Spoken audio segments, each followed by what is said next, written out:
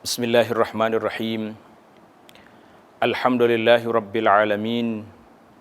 Alhamdulillahil qail wa iz bawwa'na li Ibrahim makanal bait alla tusyrik bi syai'a. Asyhadu an la ilaha illallah wahdahu la syarika lah wa asyhadu anna Muhammadan 'abduhu wa rasuluh. Allahumma salli wa sallim wa barik wa an'im ala 'abdika wa rasulika Muhammad wa ala alihi wa sahbihi wa man sara ala nahjihi wahtada bihadihi ila yaumiddin, amma ba'du. Setelah Hajar sampai ke Marwah kali yang ke-7, beliau telah hilang pergantungan dengan manusia. Dia hanya bertawajuh kepada Allah Subhanahu wa taala, dan pada waktu itu kedengaran suara di dekat dengan anaknya. Hajar bertanya, "Siapa kamu? Apakah kamu boleh membantu saya?" Pada waktu itu Jibril atau Jibrail, satu nak dua nama untuk satu je, malaikat Jibrail atau Jibril, telah mencucuk dengan sayapnya di tempat telaga Zamzam, dan pada waktu itu keluarlah air Zamzam, sehingga datang Hajar telah buat lingkungan di tepi telaga air yang keluar itu dengan berkata Zamzam, Zamzam, dengan makna buat lingkungan, buat batas-batas. Jadi di situ Nabi SAW mengatakan rahimallahu umma Ismail. Allah Ta'ala beri rahmat kepada umma Ismail ini, Hajar. Kalau dibiarkan air ini mengalir, dianya akan menjadi sungai yang sampai entah ke mana. Tetapi ketentuan Allah Subhanahu Wa Ta'ala bahawa Hajar telah menzamzamkan, membuat batasan. Ia menyebabkan air hanya duduk dalam lingkungan tersebut. Namun begitu ianya sampai kepada kita, dapat diminum oleh seluruh penduduk di pelosok dunia ini sebagai satu mukjizat yang nyata dan besar.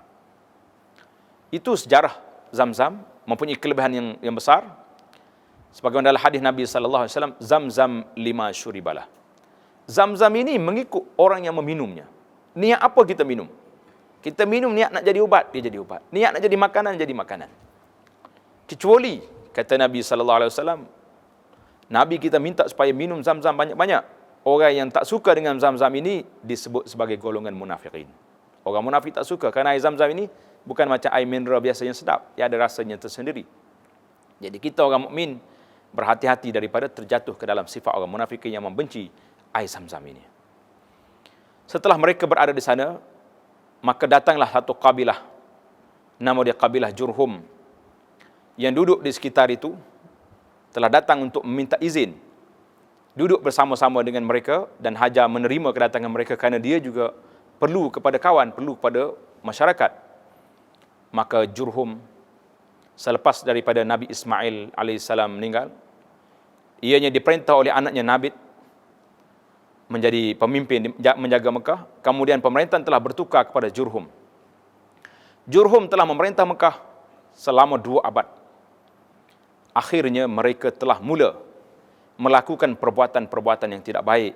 Ada yang mencuri harta Kaabah, ada yang telah melakukan perbuatan sumbang, sehingga apa yang terjadi kepada Isaf dengan Nailah, 2 orang pemuda yang telah melakukan perzinaan dalam Kaabah di zaman mereka.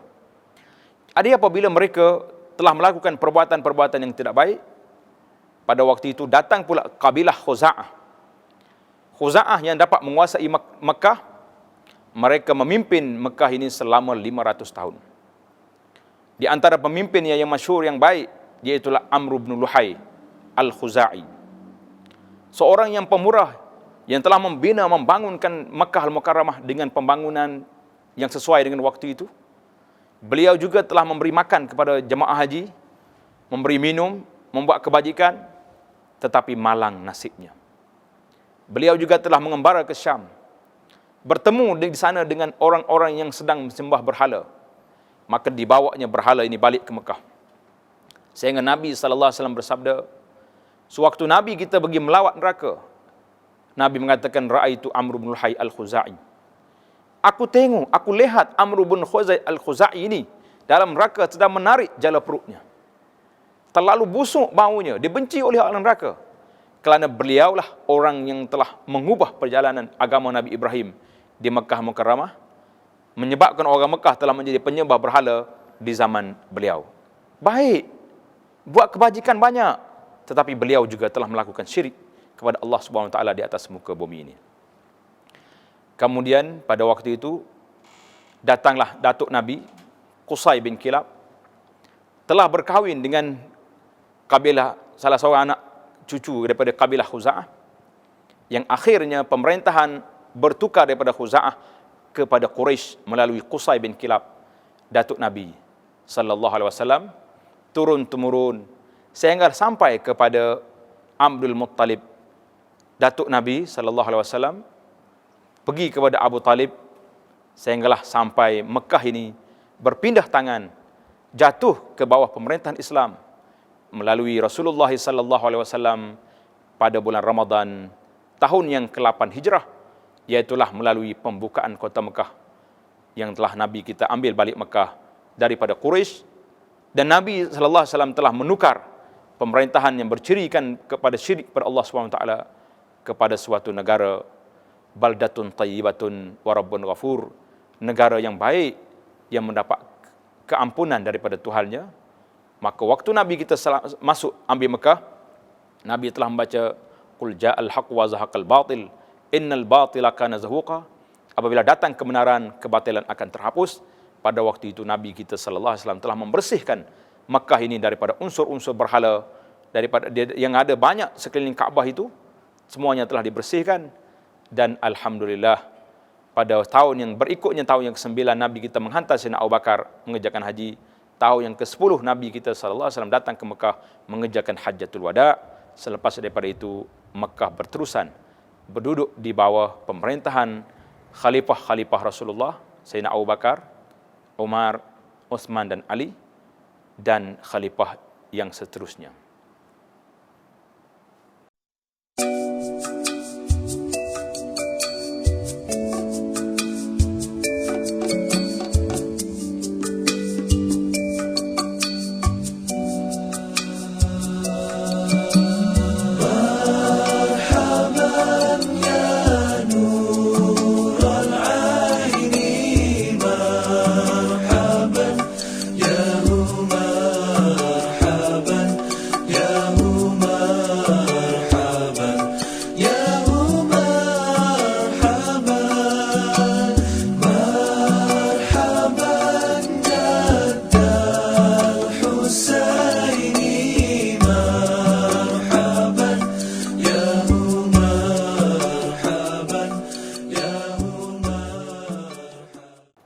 Setelah Rasulullah sallallahu alaihi wasallam wafat, diambil oleh khalifah Al-Khulafa'ur Rasyidun, Sayyidina Abu Bakar, Umar, Uthman dan Ali radhiyallahu taala anhum.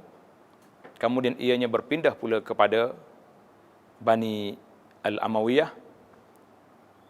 dan berpindah akhirnya kepada Bani Abbasiyah. Kemudian berpindah pula ke zaman Al-Utsmaniyah yang berpusat di Turki.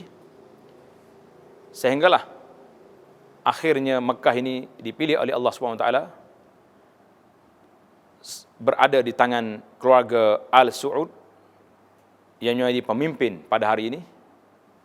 Dan kita lihat perkembangan Mekah yang ada kait rapatnya dengan perkembangan Kaabah itu sendiri.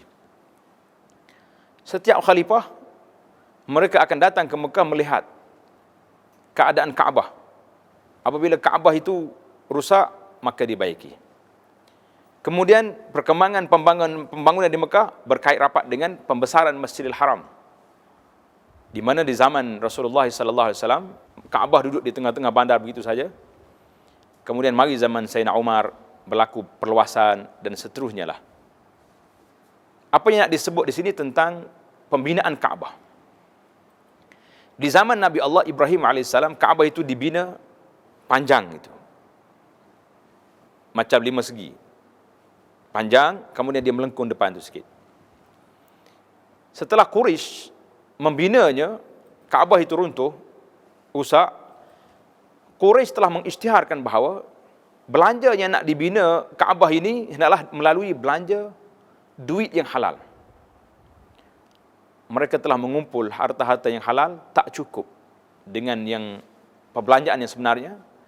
Maka Quraisy telah mengecilkan binaan Kaabah dan dijadikan Hijr Ismail dengan lingkungan itu. Nabi SAW sewaktu Aisyah minta nak masuk dalam Kaabah, Nabi mengatakan, ya Aisyah, Nabi kita pegang tangan Aisyah, dibawa masuk ke dalam Hijr Ismail. Nabi mengatakan, salli hahuna, salat di sini, kerana dia termasuk dalam bilangan Kaabah. Tetapi oleh kerana kaum kamu Quraisy tak cukup belanja, maka dikecilkan binaan, kemudian ditanda begini. Kata Nabi, laula qaumuki hadithu ahdin bil jahiliyah. Kalau tidak kerana kaum kita ni, Quraisy ini, baru saja dengan suasana jahiliyah, nascaya aku runtuhkan Kaabah ini, dan aku bina mengikut binaan Nabi Ibrahim. Sewaktu Kaabah ini rusak di zaman pemerintahan Abdullah bin Zubair, beliau telah pun membuat semula binaan Kaabah ini mengikut binaan Nabi Ibrahim AS. Kemudian datang Hajjaj setelah kematian Abdullah bin Zubair. Dia telah kembali semula binaannya kepada binaan Quraisy. Apabila diberitahu kepada khalifah, dan khalifah telah dimaklumkan oleh alim ulama pada waktu itu, bahawa inilah binaan sebenar yang dibina oleh Ibrahim, yang menjadi cita-cita Rasulullah sallallahu alaihi wasallam. Maka khalifah bercita-cita nak bina semula mengikut Ibrahim, tetapi alim ulama kita pada waktu itu telah memberi nasihat. Mereka mengatakan bahawa jangan, aku bimbang, takut nanti Kaabah ini menjadi permainan pemimpin-pemimpin mengikut selera mereka. Ada yang nak buat, ada yang nak pindah balik. Jadi Kaabah terus berterusan sedemikian, sehinggalah sampai kepada zaman yang terakhir ini, berlaku lagi kerusakan, maka dia telah dibaiki di zaman pemerintahan Raja Fahad bin Abdul Aziz. Kaabah yang perbaikan yang terakhir. Dan pembangunan pesat di Mekah itu berjalan, sehinggalah kita nampak hari ini di Mekah juga terdapat bangunan-bangunan pencakar langit yang tertinggi, yang mungkin ianya menjadi salah satu daripada tanda-tanda kenabian Nabi kita Muhammad sallallahu alaihi wasallam. Sewaktu ditanya oleh Jibril alaihissalam tentang Islam, iman dan ihsan, kemudian Jibril bertanya, wahai Rasulullah, bilakah berlakunya kiamat? Nabi sallallahu alaihi wasallam memberitahu bahawa orang yang bertanya itu bukanlah lebih tahu, orang yang ditanya bukan lebih tahu orang yang bertanya. Tetapi di antara tanda-tandanya, orang-orang yang hufat, orang yang tidak memakai kasut selipar ini, di asalnya ia tatawaluna fil bunyan, telah mendirikan binaan-binaan yang tinggi. Jadi hari ini kita nampak kebenaran mukjizat Nabi sallallahu alaihi wasallam itu, yang Nabi kita beritahu 1000 tahun dulu, berlaku di zaman ini. Yang penting bagi kita muslimin dan muslimat di Makkah itu sendiri, iaitulah tempat asal untuk melakukan haji. Yang pertama sekali, Kaabah. Di Kaabah itu ada beberapa perkara yang perlu dikenali.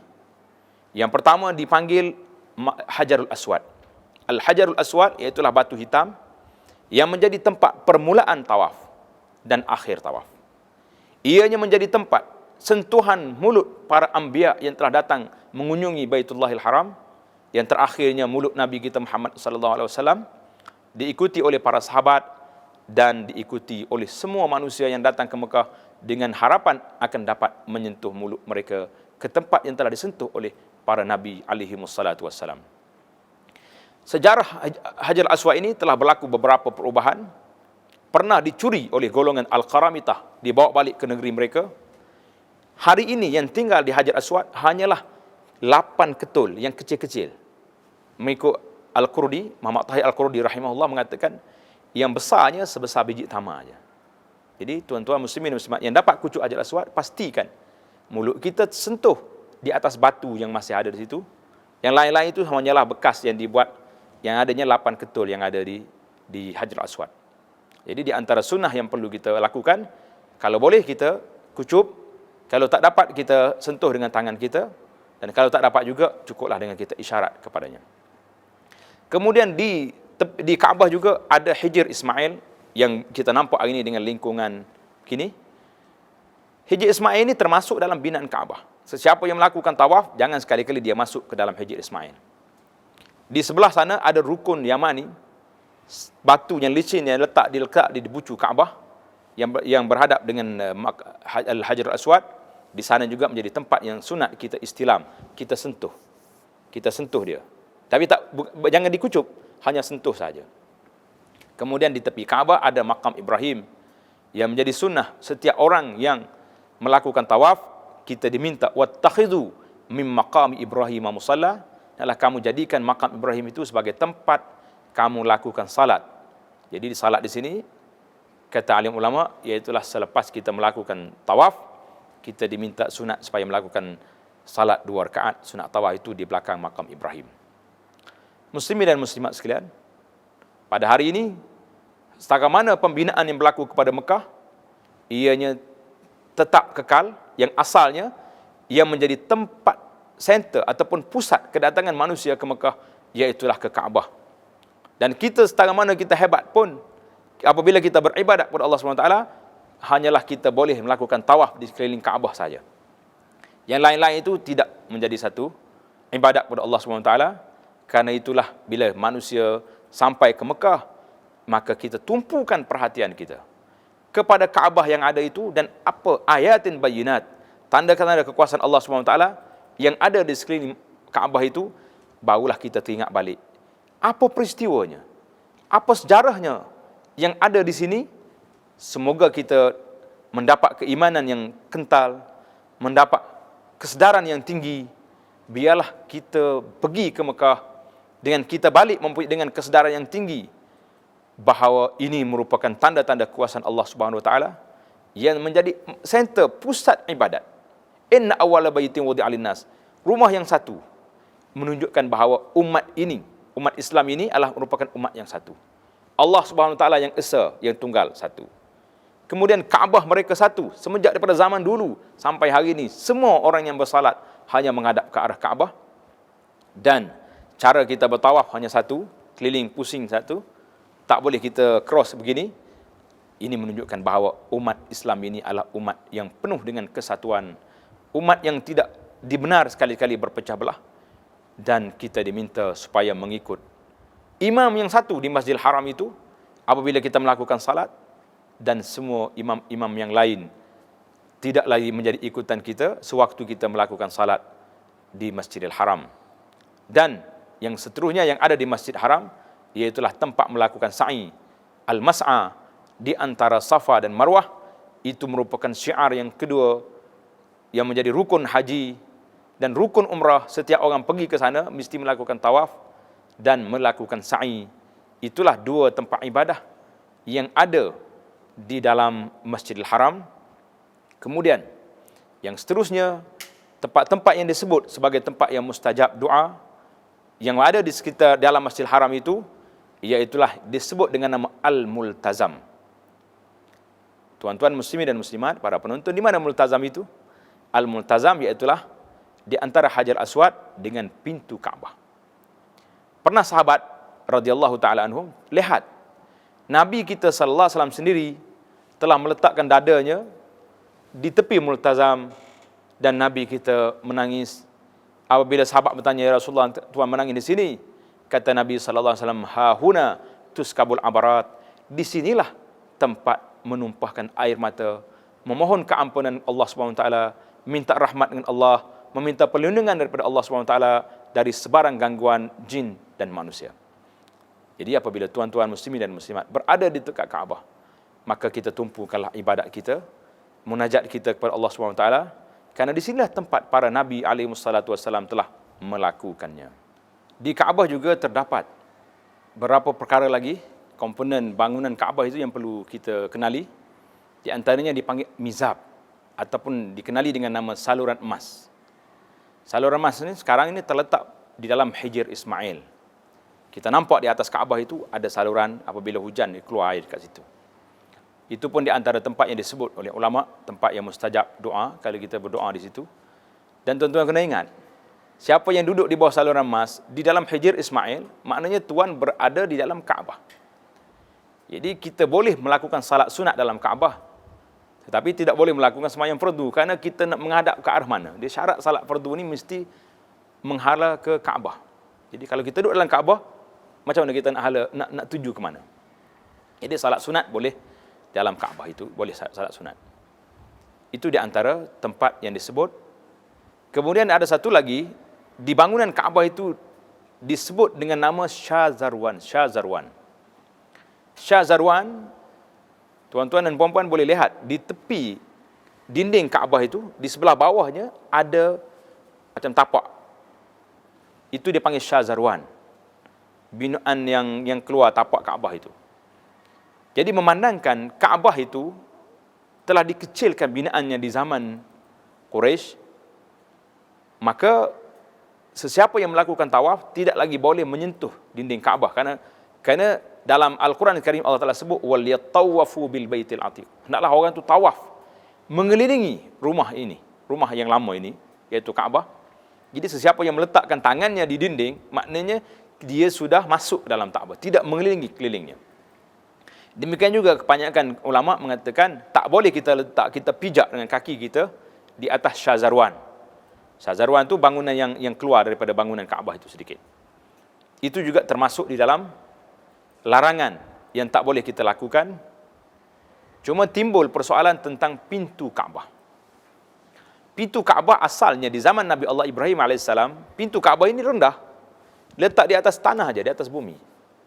Pintu di sebelah kini yang ada hari ini, pintu masuk. Kemudian kalau kita lihat di sudut yang bertentangan, dekat dengan rukun Yamani, di sana ada lagi satu kesan pintu yang kedua. Pada awal dulu senang orang nak masuk dalam Kaabah, masuk ikut ni, keluar ikut sana, one way je ada. Bila mari di zaman Quraisy, mereka telah menaikkan bangunan Kaabah ini untuk senang nak mengawal. Orang yang dibenar masuk, orang yang tidak dibenar masuk, mereka tak benarkan, tutup pintu. Dan pintu yang akhirnya sebelah belakang juga ditutup kerana perkara yang tersebut, dengan kepentingan yang tertentu itu. Beberapa tempat lagi sekitar Masjidil Haram atau sekitar Kaabah yang ada, di antara kesan sejarah yang wujud yang disebut dalam kitab-kitab sejarah, iaitulah tempat Maulidur Rasul, tempat kelahiran Nabi kita Muhammad sallallahu alaihi wasallam.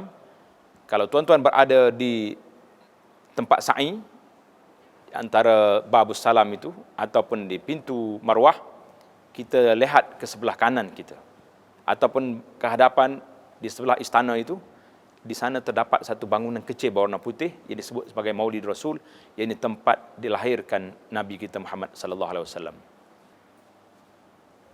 Di Mekah terdapat dua bukit yang besar mempunyai sejarah yang tersendiri.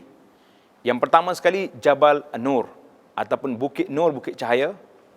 Di atas bukit ini terdapat satu gua yang bersejarah, nama dia Ghar Hira, Gua Hira. Gua ini yang dipilih oleh Nabi sallallahu alaihi wasallam menjadi tempat at-tahannus, tempat beribadah sebelum menerima wahyu Iqra, wahyu yang pertama. Yang peliknya di gua ini, tuan-tuan muslimin dan muslimat, bila kita duduk dalam gua, kita akan nampak Kaabah di hadapan kita.